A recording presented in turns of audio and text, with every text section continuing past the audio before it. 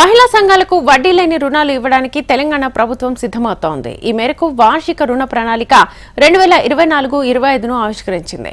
ఈ ప్రణాళికలో భాగంగా డ్వాక్రా సంఘాల మహిళలకు 10 లక్షల వరకు ప్రమాద బీమా, 2 లక్షల వరకు అప్పు బీమా ఇవ్వనుంది.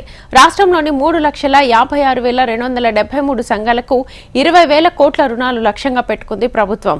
ఇప్పటికే మహిళా సంఘాలకు వడ్డీ లేని రుణాల కింద 2,53,864 సంఘాలకు 264 కోట్లు అడ్వాన్స్ గా విడుదల చేశారు అధికారులు.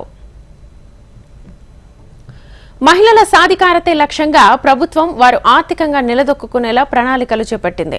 రాష్ట్రంలోని అన్ని ప్రభుత్వ పాఠశాలల విద్యార్థుల స్కూల్ యూనిఫామ్స్ కుట్టు పని మహిళా సంఘాలకు అప్పగించింది. దీంతో రాష్ట్రంలోని డ్వాక్రా సంఘాల మహిళలకు 50 కోట్ల ఆదాయం సమకూరుతుంది.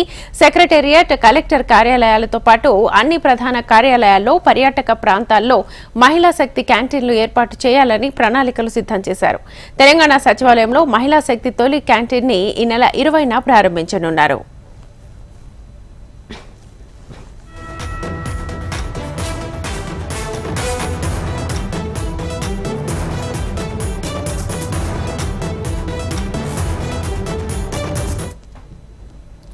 మహిళల ఆదాయం వృద్ధి చేసుకునేలా వారికి బ్యాంకుల ద్వారా వ్యక్తిగత రుణాలు ఇప్పించనుంది ప్రభుత్వం. ఈ ఆర్థిక సంవత్సరంలో 3,56,273 సంఘాలకు ఇచ్చే 20,000 కోట్లకు అదనంగా వివిధ జీవనోపాధి కార్యక్రమాలకు 4,500 కోట్ల ఆర్థిక సాయాన్ని అందించనుంది. గ్రామీణ మహిళలకు వ్యవసాయ అనుబంధ పరిశ్రమలైన పాడి పరిశ్రమ, కోళ్ల పరిశ్రమతో పాటు ఇతర వృత్తులలో తగిన శిక్షణ కల్పించి మెరుగైన జీవనోపాధులు పొందడానికి కూడా బ్యాంకుల ద్వారా ఆర్థిక సహాయం అందించనుంది ప్రభుత్వం. మహిళల కోసం ప్రభుత్వం చేపట్టిన ఈ కార్యక్రమాన్ని సద్వినియోగం చేసుకోవాలన్నారు మంత్రి సీతక్క. మహిళలను కోటీశ్వరులను చేయడమే తమ లక్ష్యమన్నారు.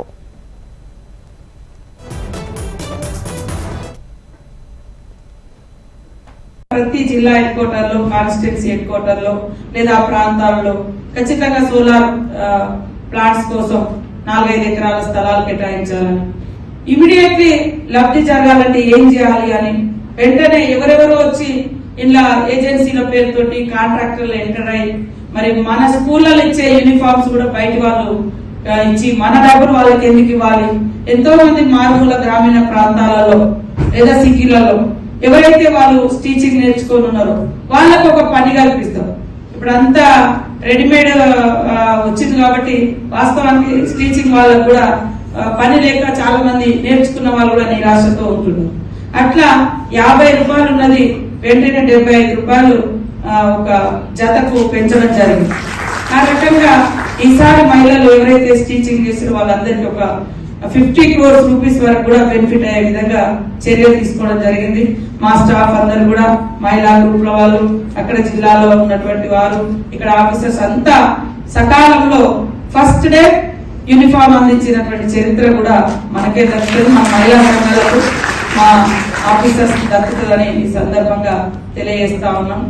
అదే విధంగా ఇప్పుడు క్యాంటీన్స్ ఎట్లా వీలైతే అట్లా, ఇప్పుడు చాలా మంది కోటీశ్వర్ల జీవితాల వెనుక అనేక రకాలమైనటువంటి పేదరిక స్టోరీలు కూడా ఉన్నాయి. వాళ్ళు మర్చిపోవచ్చు, కానీ వాళ్ళ అనుభవాన్ని 1000 మందికి పంచాలి, లక్షల మందికి పంచాలి. అప్పుడు వాళ్ళ జీవితం ఒక ఇన్స్పిరేషన్, ఒక స్ఫూర్తిదాయకమైనటువంటి స్టోరీ లాగుండి అది ఈయన 2,000 కోట్ల వెనుక ఇంత చిన్నగా స్టార్ట్ అయినా అంటే మనకు కూడా ఒక నమ్మకం వస్తుంది. సీఎం రేవంత్ రెడ్డి గారి యొక్క లక్ష్యానికి అనుగుణంగా తప్పకుండా నేను ఇక్కడ ఈ శాఖ మినిస్టర్ గా అందరికీ అందుబాటులో ఉంటూ మరి ఈ శాఖకు అన్ని తేవడం, మా మహిళలను ఆర్థిక రంగంలో మరి పారిశ్రామికవేత్తలుగా తయారు చేయడం కోసం తప్పకుండా కృషి చేస్తామని తెలియజేస్తూ